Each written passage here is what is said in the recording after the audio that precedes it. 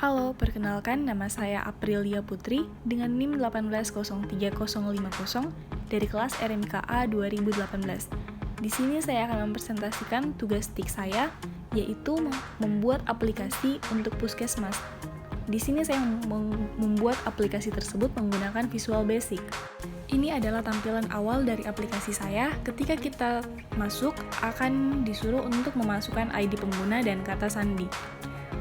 Di sini saya menggunakan kata sandi dan ID pengguna. Jika salah menggunakan kata sandi atau ID pengguna, maka akan muncul peringatan seperti ini. ID pengguna atau kata sandi salah. Kemudian, jika kita memasukkan kata sandi atau ID pengguna yang benar, maka akan muncul seperti ini. Kita dapat memainkan aplikasinya. Di sini, aplikasi yang saya buat terdiri dari dua entitas utama dan entitas relasi. Kemudian tombol keluar berfungsi untuk keluar dari aplikasi. Kita mulai dari data pasien. Kita akan menjalankan data pasien. Di sini kita klik baru untuk membuat data pasien baru. Di sini sudah ada beberapa data pasien yang telah saya buat. Klik baru, kemudian masukkan nomor rekam medisnya, masukkan nama, pilih jenis kelamin, tempat dan tanggal lahir, kemudian alamat, nomor telepon, agama, dan kepesertaan pasien. Selanjutnya, tombol simpan berfungsi untuk menyimpan data. Ini adalah data yang telah kita buat tadi sudah tersimpan di dalam data grid. Kemudian, tombol batal berfungsi untuk membatalkan semuanya. Ketika kita klik tombol batal, maka semuanya akan kosong. Kemudian, kita masukkan lagi nomor rekam medis.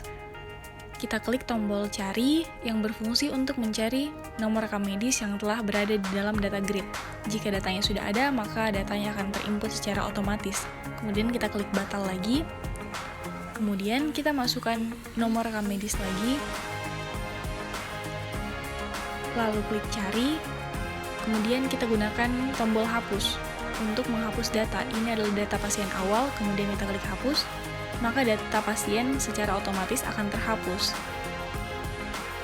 Kemudian kita simpan lagi data pasien tersebut. Kemudian kita ke tombol ubah. Di sini saya akan mengubah nama pasien tersebut. Nama awalnya adalah Rizal. Kemudian saya ubah menjadi Richard.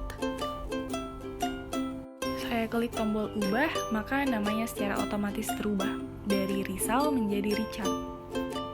Kemudian tombol batal sama seperti yang tadi, yaitu untuk membatalkan semuanya. Tombol cari yang ada di atas adalah untuk mempermudah kita dalam mencari. Kita hanya perlu menuliskan nama pasien tersebut. Misalnya, Naya, maka akan muncul. Ketika kita klik, maka akan terinput secara otomatis. Kemudian kita ke tombol keluar, untuk keluar dari aplikasi data pasien. Kita kembali ke menu utama lagi, dan kita pilih dokter, data dokter. Tombol yang berada di sini fungsinya semua sama seperti yang telah saya jelaskan tadi pada data pasien. Kita bisa mencari di bagian atas.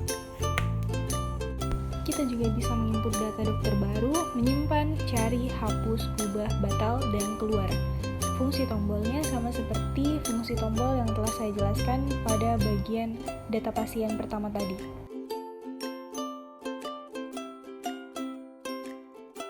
Kemudian kita klik keluar untuk ke menu utama. Kita pilih lagi tenaga kesehatan. Fungsi dari tombol-tombol pada form data tenaga medis sama seperti dengan data pasien dan data dokter yang sebelumnya tadi, yaitu kita bisa menginput dengan mengklik baru, simpan untuk menyimpan data, cari untuk mencari data yang telah ada, ubah, batal, keluar. Selanjutnya kita ke menu utama lagi, kita pilih poliklinik.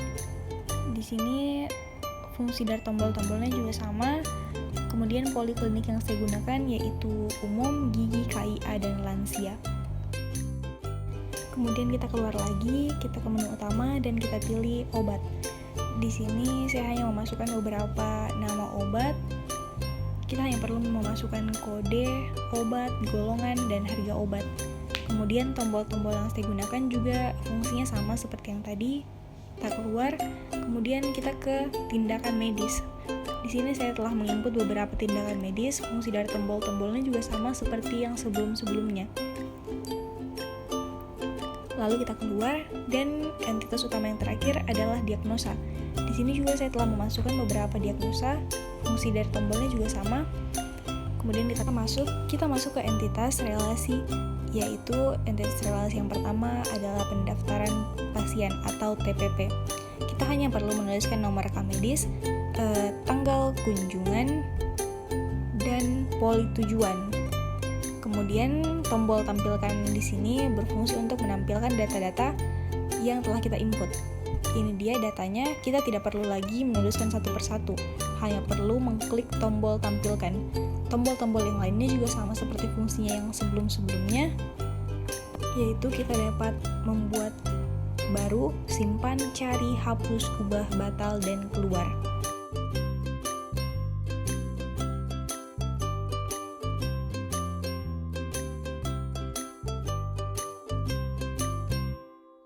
Sekian penjelasan dari saya, kurang dan lebihnya mohon dimaafkan.